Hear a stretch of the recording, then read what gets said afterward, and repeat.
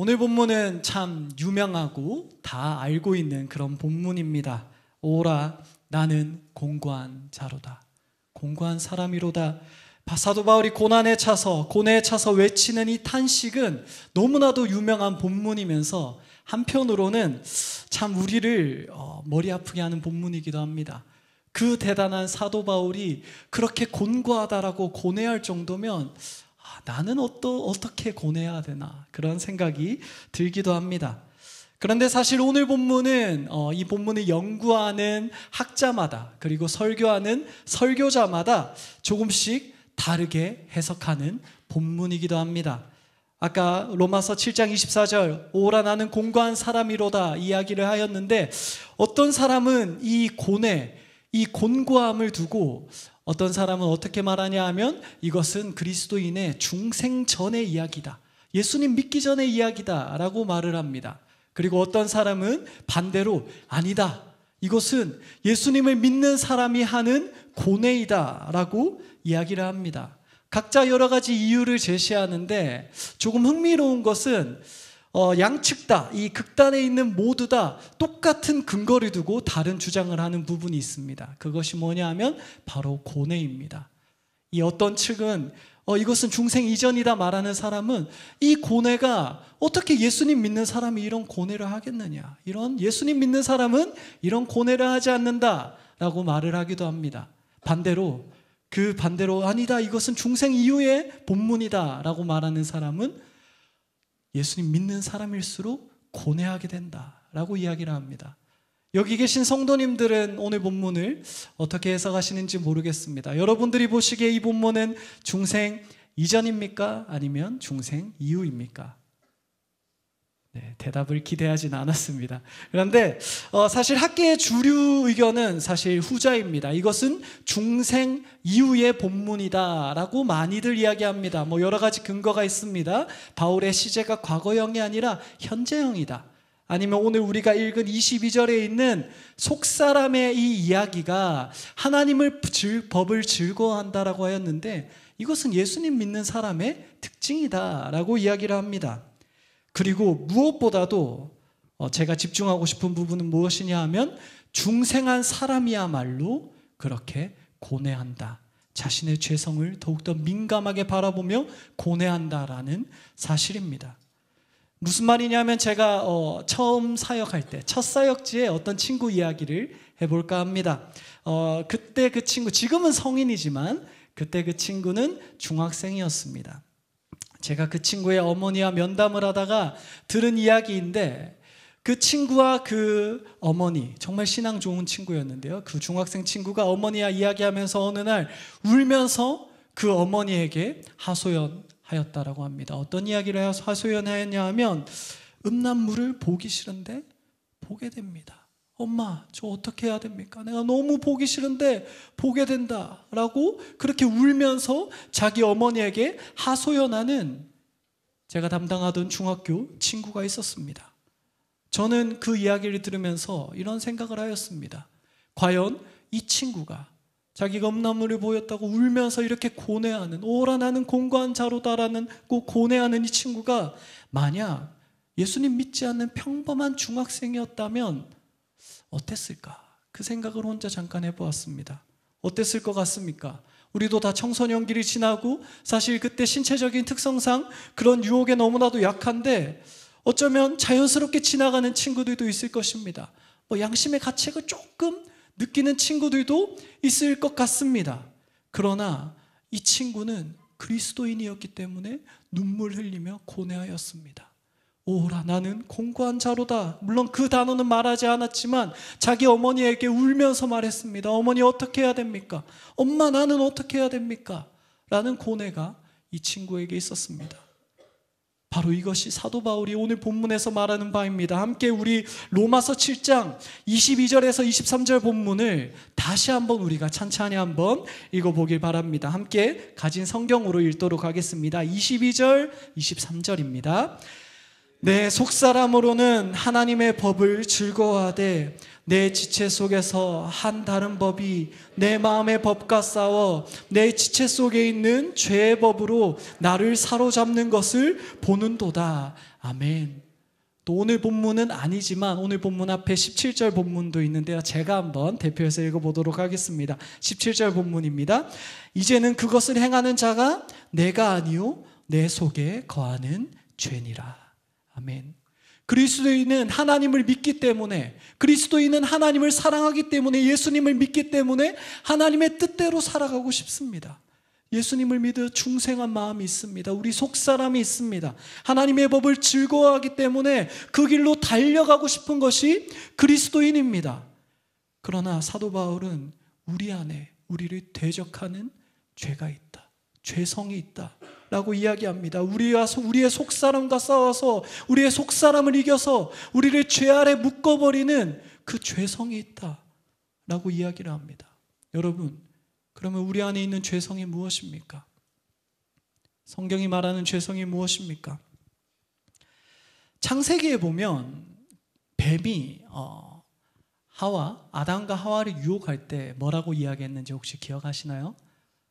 아마 다들 아시겠지만 뭐라고 말했냐 하면, 뱀이 선악과를 유혹하면서 따먹도록 그렇게 유혹하면서 이런 문구를 합니다. 이런 문구를 사용합니다. 너가 따먹으면 하나님과 같이 되어 선악을 알게 된다라고 이야기합니다. 그 문구로부터 사실 인류의 죄가 시작하는데, 사실 우리 죄의 근원, 우리 안에 있는 이 죄성은 사실 그냥 선악과를 따먹는다는 행위로 시작된 것이 아닙니다. 그 이상입니다. 그것이 뭐냐면 죄의 근원, 죄의 시작이 뭐냐 하면 하나님처럼 되려는 것. 너가 하나님처럼 될 수 있다, 너가 하나님처럼 높아질 수 있다라는 그 자기중심성과 자기 사랑과 자기 숭배가 죄의 근원이라고 성경은 이야기합니다. 이것이 죄성으로 우리 가운데 계속해서 면면이, 아담의 후손인 우리에게 면면이 이어져 내려온다라는 것입니다. 그래서 우리는 우리 속사람은 하나님을 너무나도 사랑하고 싶고 하나님의 법을 따르고자 하지만 우리 내면에 있는 죄성은 우리를 붙잡는다. 내가 높아지고자 하는 마음, 나의 그 자기 사랑, 자기 중심성이 나를 붙잡아서 하나님을 사랑하지 못하도록 그렇게 만든다라는 것입니다. 그 근원 속에서 우리는 죄를 지으면서 살아갑니다. 죄의 양상은, 발현은 다 다양합니다. 어떤 사람은 자신을 사랑하기 때문에 불의를 저지릅니다. 어떤 사람은 자신을 사랑하기 때문에 탐욕스럽게 살아갑니다. 어떤 사람은 타인을 시기하고 질투하며 살아갈 수 있습니다. 왜 그렇습니까? 자기를 사랑하기 때문입니다. 나보다 더 잘 나가는 것을 못 견디기 때문입니다. 어떤 사람은 음란하며, 어떤 사람은 분을 내며, 어떤 사람은 살인하고, 어떤 사람은 사기를 지르기도 하겠습니다. 어쨌든 큰 죄일 수도 있고 작은 죄일 수도 있고 남이 아는 죄일 수도 있고 모르는 죄일 수도 있지만 그 중심은 모두 다 똑같습니다. 예외가 없습니다. 자기 사랑과 자기 중심성이 우리 죄성으로서 우리 모두에게 면면이 흐르고 있다는 것입니다. 예외가 없습니다. 사실 지금 이 자리에 있는 누구도 그 앞에서, 이 이야기 앞에서, 이 명제 앞에서 나는 깨끗하다라고 누가 말할 수 있겠습니까? 저도 사실 설교를 하고 있는 저도, 어떻게 보면 누구보다도 거룩한 척 서 있는 저도 죄성에서 자유하지 못한 사람입니다. 죄 안에도 탐욕이 있고, 저도 설교를 준비하면서 늘 신학교 때부터 배운 것은 성원 운반 일념, 그저 하나님의 말씀을 전하는 통로일 뿐이다라고 이야기하지만, 사실 인간 한 창의 마음 안에는 어떻게 해서든 설교, 속된 표현으로 말해서 홈런 한번 쳐가지고 조금 인정받고 잘하고 싶다, 하나님의 영광을 받아야 할 그 자리에 내가 올라가고 싶다라는 그 마음이 제 안에 있는 것이 인간 한 창의 모습입니다. 그것이 제 안에 유혹으로 있고, 저는 여러분의 그 중심을 모르지만 각각 중심마다 그런 죄의 본성이 있다라는 것이 오늘 사도 바울이 이야기하는 이야기입니다. 그래서 여러분, 오늘 사도 바울의 고뇌는 다른 사람의 고뇌가 아닌 줄을 우리는 알고 있습니다. 오라, 나는 공고한 사람이로다. 누가 나를 이 사망의 몸에서 구하랴라는 이 고뇌는 우리 모두의 고뇌라는 말입니다. 그래서 여러분, 우리는 어떻습니까? 늘 부끄럽습니다. 예수님은 십자가에서 우리를 의롭다라고 하셨습니다. 법적으로 의롭다고 칭하셨지만 우리는 그 앞에서 그 속사람으로는 예수님을 너무나도 사랑하지만 늘 죄성으로 넘어져서 부끄럽습니다. 우리가 죄된 자가 나를 묻기 때문에 어쩔 때는 죄가 계속해서 반복되기 때문에 계속 회개했지만 또 똑같은 죄를 또 짓고 또 짓고 또 지어서 마침내는 십자가 앞에 서기도 너무나도 부끄러운 것이 우리들의 모습입니다. 그것이 우리의 삶이고 우리의 고뇌라는 이야기입니다. 그러나 사도 바울은 절망하지 않습니다. 그렇게 고뇌하지만 오늘 사도 바울은 참 감사한 게 고뇌 뒤에 오히려 기쁨으로 외치고 있습니다. 우리 함께 오늘 본문 8장 1, 2절을 함께 읽도록 하겠습니다. 함께 읽겠습니다. 그러므로 이제 그리스도 예수 안에 있는 자에게는 결코 정죄함이 없나니 이는 그리스도 예수 안에 있는 생명의 성령의 법이 죄와 사망의 법에서 너를 해방하였음이라. 아멘. 아까 우리는 십자가를 믿지만 또 죄를 짓고 죄스럽다라고 이야기하였습니다. 예수님은 우리를 의롭다라고 하셨습니다. 하나님은 우리를 의롭다 칭하셨습니다. 그러나 우리가 의롭다 받은 대로 살지 못하기에 참 죄스럽고 정죄감이 있다라고 하였습니다. 그러나 이 사도 바울은 오늘 본문에서 이 정죄감에서 해방시키는 분이 있다라고 이야기합니다. 우리를 정죄해서 해방하는 분이 있는데 바로 누구냐 하면 생명의 성령이 있다라고 사도 바울은 증언합니다. 예수님이 칭의로서 우리를 법적으로 의롭다라고 칭하셨다면 우리를 실제 삶에서 의롭게 살 수 있도록, 그래서 정죄감을 이기고 의롭게 살 수 있도록 우리 가운데 역사하는 분이 있다라고 사도 바울은 우리에게 증거합니다. 그것이 누구입니까? 어떤 분입니까? 바로 생명의 성령.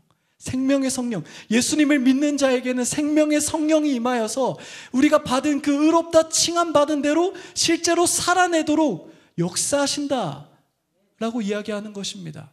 사랑하는 성도님들, 그러면 성령님이 우리 가운데 어떻게 역사하십니까? 어떻게 역사하시길래 아까 죄의 근원되는 자기중심성, 자기 사랑, 자기 숭배를 어떻게 이겨낼 수 있습니까? 성령님이 어떻게 역사하십니까?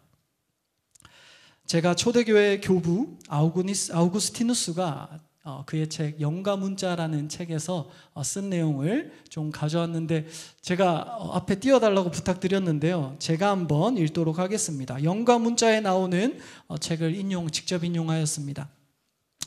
인간은 성령을 받습니다. 그에 의해서 인간의 영혼에 하나님에 대한 최고의 사랑이, 그리고 불변의 선에 대한 기쁨과 사랑이 생겨납니다. 또 그리고 아우구스티누스는 또 이렇게 이야기합니다. 사랑은 내 이웃을 내 자신과 같이 사랑하라 하신 그 말씀 가운데 다 들었습니다. 이 법은 돌판 위에 쓰지 아니하고 우리에게 주신 성령을 통해서 우리 마음에 널리 흐르는 것입니다. 여기서 아우구스티누스는 성령님의 역할을 분명하게 이야기합니다. 아까 우리는 죄의 근원이 자기중심성, 자기 사랑이라고 하였습니다. 그것이 나를 묶어서 각자의 삶 가운데 각자의 죄로 발현한다라고 이야기하였습니다. 그런데 그 자기중심성, 자기 사랑을 이기게 하는 다른 사랑을 주시는 것이 바로 성령님이다 라는 것입니다. 성령님이 우리 가운데 임하실 때 우리 가운데 함께 하셔서 하나님을 사랑하게 하시고 이웃을 사랑하게 하는 그 마음을 우리 가운데 넘치도록 주시기 때문에 우리가 자기 사랑을 이길 수 있다라는 것입니다. 그래서 여러분, 사도 바울도 분명히 증언합니다. 4절 본문을 제가 한번 읽어보도록 하겠습니다. 그 영을 따라서 행하는 우리에게 율법의 요구가 이루어지게 하려 하심이니라. 아멘. 여러분, 율법의 요구가 무엇입니까? 율법의 정신이 무엇입니까? 하나님 사랑과 이웃 사랑입니다. 그런데 우리가 자기 사랑으로 인하여서, 자기 중심성으로 인하여서 그 율법의 요구를 이루지 못하는데 성령님이 우리 가운데 임하시니까, 하나님에 대한 사랑을 우리 가운데 주시니까, 이웃에 대한 사랑을 우리 가운데 넘치도록 주시기 때문에 우리가 자기 중심성을 이기고 자기 사랑을 이기고 그렇게 율법의 요구를 행할 수 있다. 억지로, 율법 가운데 억지로 두려움으로 행하는 것이 아니라 하나님을 사랑하는 마음으로, 이웃을 사랑하는 마음으로 그렇게 행할 수 있다라고 사도 바울은 지금 증언하고 있다라는 것입니다. 그래서 여러분, 사도 바울은 오늘 본문에서 성령님을 두고 뭐라고 말하냐 하면 생명의 영이다 라고 이야기하였습니다. 또 평안이 있다 라고 이야기하였습니다. 왜 그렇습니까? 하나님을 사랑하면, 생명의 근원 되신 하나님을 사랑하니까 하나님께 나아갈 수밖에 없고, 그 생명을 날로 날로 누릴 수밖에 없고, 내 자아가 생명을 누리고 내 자아가 살아나게 되기 때문에 성령님은 생명의 영이다 라고 이야기합니다. 성령님은 평안을 주십니다. 왜 그렇습니까?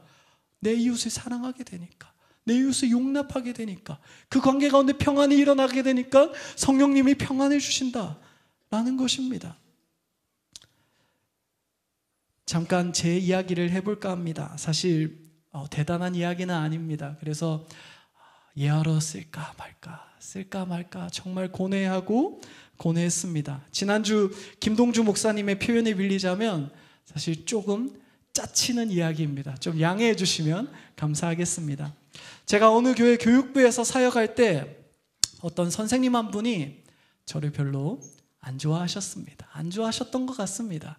그래서 그분이 조금 저를 두고 뒷말을 이렇게 이제 했던 것 같습니다. 근데 그게 아시잖아요. 그 이야기가 건너서 결국 들어오거든요. 그래서 저분이 나를 안 좋아하는구나 이렇게 생각하고 있었습니다. 그런데 어느 날 그분이 제 설교를 두고, 설교 길이를 두고 뒤에서 이야기를 하셨습니다. 한창이 그때 목사였는지 전도사였는지 기억이 안 나요. 그런데 어쨌든 그 한창이가 너무 설교 짧다라고 이야기하셨던 것 같아요. 근데 나름 저도 변명을 하자면, 그때 제가 초등학교 1학년 학생도 그 설교의 대상이었는데, 제가 생각하기에는 초등학교 1학년은 설교 너무 길게 하면 안 된다 해서 저는 최대 15분 그 정도 했습니다. 그런데 그분은 설교가 너무 이제 짧아서 공과를 길게 하기 힘들다, 나름의 이유는 있으셨어요. 그런데 그분이 그렇게 뒤에서 뒷말을 한 것입니다. 그런데 사실 목회자에게 설교는 영린이거든요. 그래서 이게 제가 그 이야기를 토요일에 들었는데 그때부터 제 마음은 불타기 시작했습니다. 막 끓어오르기 시작했습니다. 안 그래도 제 마음 안에 그분이 제 뒷이야기를 한다는 것을 물론 그냥 늘 참고 못 들은 채 했지만 그게 쌓여 있었는데 이제 영린을 건드렸습니다. 설교 가지고 앞에서 그냥 잘 이야기했으면, 나름 타당한 이유가 있으시니까 앞에서 이야기하셨다면 조율했겠지만 뒤에서 이야기하니까 마음이 불타오르기 시작했습니다. 그래서 내일 주일에 가자마자 진짜 한바탕 해야겠다라고 그렇게 마음에 생각을 하고 다짐을 하다가, 근데 제 마음이 너무 이제 컨트롤이 되지 않아서 제가 그때 성령님에게 기도를 했습니다. 주님께 이렇게 기도를 했던 것 같습니다. 주님, 제 감정을 다스리기가 너무 힘듭니다. 그 사람을 용납하기가, 물론 제가 뭐 선하다는 건 아니지만 저렇게 저를 싫어하고 뒤에서 욕하시니까 제가 너무 감당하기 힘듭니다. 용납하기 어렵습니다. 그 사람을 품기 어렵습니다. 주님 도와주시옵소서 라고 그렇게 기도했던 적이 있었습니다. 그렇게 주일이 됐습니다. 주일 아침에 왼수는 외나무 다리에서 만난다더니 그분을 어디에서 딱 마주쳤냐 하면, 진짜 그렇게 마주칠 수도 물론 있겠지만 교회 1층에 거기 통로가 하나밖에 없습니다. 거기에서 딱 들어가자마자 그분이 딱 올라오시는 거예요. 그래서 제가 여러분 어떻게 했겠습니까? 선생님, 저 좀 잠깐 보시죠 이랬을까요? 아니면 보자마자 정색하고 뒤로 뒤돌았을까요? 어떻게 했을까요? 그런데 정말 신기하게도, 그때 진짜 신기하게도 그 선생님이 밉지 않았습니다. 그 선생님이 이미 어디선가 짜증을 얻어가지고 이제 지하에서 내려 올라오시면서 이제 팔자를 탁 하고 이렇게 짜증에 가득 차서 올라오시는 걸 보는데 그분이 밉지 않았습니다. 오히려 그분이 약간 불쌍하고 그분이 좀 긍휼한 마음이 들었습니다. 사실 지금 제가 제 인성이 좋다라고 말하는 것이 아닙니다. 인간 한창이는 사실 제 와이프나 제 아내는 알지만 인간 한창이는 사실 성격이 그렇게 좋지 않습니다. 그런데 그 순간 이상하게 그분이 불쌍하고 용납할 수 있었습니다. 그때 저는 깨달았습니다. 무엇을 깨달았냐 하면, 주님이 주시는 마음이구나. 주님이 품을 수 있게 하시는구나. 정말 사실 짜치는 이야기이지만, 그러나 오늘 성경 6절의 이야기가 이런 이야기가 아닌가 싶습니다. 제가 6절 이야기를 잠깐 읽어보도록 하겠습니다. 육신의 생각은 사망이요 영의 생각은 생명과 평안이니라. 아멘. 제 이야기가 정말 사소한 이야기지만 성령님께 제가 그렇게 간구하니까, 정말 사소하게 간구하니까 그 관계 가운데 평안이 유지되었습니다. 여러분, 제가 그 다음에 그 선생님과 싸우거나 그 선생님과 불편한 적이 있었을까요? 없었을까요? 네, 전혀 없었습니다. 그 교회를 제가 사임하고 나오기까지, 그 부서를 그만두기까지 저는 그 선생님과 전혀 싸우지 않았습니다. 마음에 불편하지도 않았습니다. 제가 잘났다라는 것이 아니라 성령님께 그렇게 간구하니까, 성령님이 주시는 마음이 있으니까 그렇게 주님께서 역사하셨다라는 것을 그때 저는 배울 수 있었습니다. 그러므로 사랑하는 성도님들, 사실 정말 작은 이야기지만 그런 삶의 이야기가, 작은 이야기가 우리 성도님들의 삶 가운데 쌓일 수 있으면 좋겠습니다. 성령님께 간구하니까 인간인 내 마음으로는, 나의 중심성으로는, 나의 그 자아로는 사랑할 수 없는데 그 사람을 사랑하게 되었다. 내가 하나님을 사랑하게 되었습니다. 그래서 하나님의 생명을 누리게 되었습니다라는 고백이 우리 성도님들 삶 가운데 가득히 넘치길 소원합니다. 그러나 여러분, 이 모든 것들이 그저 저절로 우리 삶 가운데 또 일어나는 것은 아닌 것 같습니다. 함께 오늘 본문 8장 4절 5절 본문을 또 한번 다 같이 한 목소리로 읽어보면 좋겠습니다. 4절 5절 본문을 읽겠습니다. 육신을 따르지 않고 그 영을 따라 행하는 우리에게 율법의 요구가 이루어지게 하려 하심이니라. 육신을 따르는 자는 육신의 일을, 영을 따르는 자는 영의 일을 생각하나니. 아멘. 사도 바울은 오늘 우리에게 또 권면하고 초대하는 것이 있습니다. 그것이 무엇이냐 하면 그 영을 따라 행하십시오 라고 이제 고백합니다. 그렇게 이야기합니다. 물론 성령님이, 예수님을 믿는 자에게는 그리스도 영이 있습니다. 이미 함께하고 있습니다. 그리고 우리 가운데 역사하실 것이고 우리를 권면하실 것이고 우리 가운데 그렇게 초대하면서 그렇게 역사할 것입니다. 그러나 사도 바울은 그 영을 너희도 따라라 라고 이야기를 합니다. 성령님의 그 임재를 구하면서, 충만한 임재를 구하면서, 그 마음을 내어놓으면서 그 세밀한 음성을 들으면서 살아가라 라고 사도 바울은 또한 우리를 초대하고 있습니다. 여러분, 성령님을 따른다고 했을 때 그때 우리 삶 가운데 일어나는 일이 무엇인지 아십니까?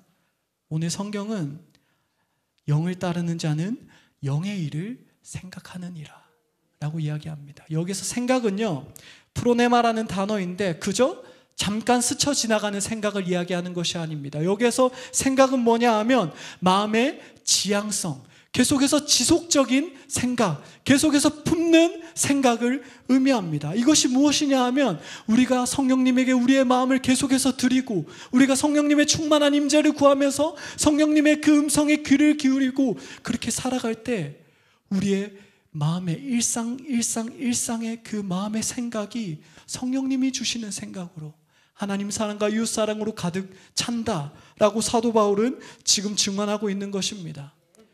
그러므로 성도 여러분, 제가 한 가지를 여러분에게 묻고 싶습니다. 우리 사랑하는 성도님들은 여러분의 하루, 일주일, 한 달, 1년, 그 일생 가운데 지금 가장 고민하고, 가장 원하고, 가장 바라고, 사랑하고, 지향하는 것이 무엇입니까? 오늘 성경은 계속해서 영의 생각, 육의 생각은 계속해서 지속되는 생각을 의미합니다. 지금 내가 정말 성령님을 따른다면 우리가 지금 생각하고 있는 것이 무엇인지 우리는 분명히 알 수 있습니다. 성령님을 따른다면 영의 생각을 가득하게 하게 된다 라고 오늘 성경은 이야기합니다. 우리 성도님들이 지금 생각하는 것, 삶의 자리자리에서 계속 지향하면서 생각하는 것이 무엇입니까? 제 스스로에게도 질문하는 질문인데 사실 저는 조금 두렵습니다. 혹시나 우리의 대답이 세상 사람들처럼, 우리가 세상 사람들과 구분되지 않아서 육의 생각 가운데 그렇게 걸어가는 우리가 아닐까, 너무나도 두려운 생각이 듭니다. 제 스스로가 그런 생각이 듭니다. 무슨 말이냐 하면, 톨스토이는 자기 세상 사람들의 삶을 두고, 세상 사람들의 생각을 두고 자신의 참회록에서 이런 이야기를 하였습니다. 어떤 이야기를 했냐면요, 제가 잠깐 이야기를 해볼까 합니다. 어떤 나그네가 광야를 지나가다가 사자를 만났습니다. 그리고 그 사자가 덤벼들기에 피하려고 물 없는 우물로 들어갔는데 그 우물 바닥에는 독사가 있었습니다. 그래서 그 나그네가 그 독사로부터 살기 위하여서 나뭇가지에 매달려서 아둥바둥 있는데, 근데 그 나뭇가지에 흰 쥐와 검은 쥐가 나타나서 번갈아 가면서 나뭇가지를 쪼아대고 있었다라고 이야기를 합니다. 그런데 여러분, 이제 죽을 수밖에 없는 그런 절체절명의 순간에 그 나그네가 눈을 들어서 보니까 그 나무에서 꿀이 뚝뚝 떨어지고 있었습니다. 그 나그네가 무엇을 했는지 아십니까? 나그네가 정신없이, 죽음이 바로 눈앞에 있지만 정신없이 혀를 들고 그 떨어지는 꿀을 핥아먹었다라고 이야기합니다. 톨스토이의 참회록에 나오는 우화인데, 여기서 톨스토이는 이렇게 이야기합니다. 세상 사람들은, 여기서 흰지와 검은지는 낮과 밤을 의미합니다. 그렇게 시간이 흘러가고 있는데, 세상 사람들은 자기 눈앞에 있는 쾌락을, 자기 눈앞에 있는 자기 사랑을 두고 그렇게 핥아먹으면서 살아간다. 그렇게 생각하면서, 그것만을 생각하면서, 그것만을 집중하면서 살아가는 것이 세상 사람들이다라고 톨스토이는 그렇게 이야기합니다. 그러므로 여러분, 오늘 성경 가운데 세상 사람들은 그렇게 육의 일을 생각한다라고 하는데, 여러분, 우리가 생각하는 것은 무엇입니까? 다시 한번 여러분에게 질문하고 싶습니다. 여러분이 하루 가운데, 일주일 가운데, 한 달 가운데, 1년 가운데 계속해서 지속해서 지향하면서 생각하는 그 방향성이 무엇입니까? 여러분이 가장 사랑하는 것이 무엇입니까?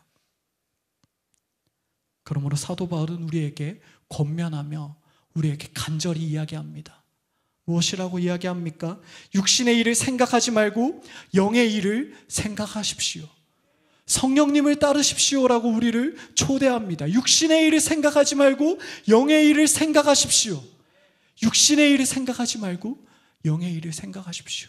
우리가 성령님을 따른다면 성령님이 우리 가운데 계속해서 영의 생각을 준다라고 이야기하는데, 만약 지금 내 심령 가운데 그런 성령님의 생각, 주님이 주시는 사랑과 하나님에 대한 사랑과 이웃에 대한 사랑이 넘쳐나지 않는다면, 여러분, 지금 우리 심령을 돌아봅시다. 우리 심령을 돌아봅시다. 톨스토이가 말하는, 어째 죽음으로 그렇게 달려가면서도, 죽음을 향해서 그렇게 떨어지면서도 눈앞에 있는 꿀을, 그렇게 뚝뚝 떨어지는 꿀을 탐닉하는 그 세상 사람들의 모습이 지금 나 가운데는 있지 않은지 돌아봐야 된다라는 것입니다. 우리가 가장 생각하고 매일같이 우리가 바라보고 사랑하고 우리가 가장 원하는 것이 무엇입니까? 우리가 일생 가운데 계속해서 유지하고 지향하면서 생각하는 것이 무엇입니까? 그것이 만약 주님이 주시는 생각이 아니라면 우리는 돌이켜야 된다. 우리는 돌이켜야 된다 라고 사도 바울은 이야기합니다. 그러므로 여러분, 우리가 성령님 가운데 성령님의 충만한 임재를 누립시다. 우리가 지금 내 마음 가운데 내가 영의 생각, 주님이 주시는 생각으로 가득 차 있지 않는다면 성령님의 임재를 구합시다. 우리가 이 자리에 나온 이유가 무엇입니까? 우리가 그것을 위해서 나왔고, 우리가 그것을 위하여서 이 시간, 기도의 시간에 나왔습니다.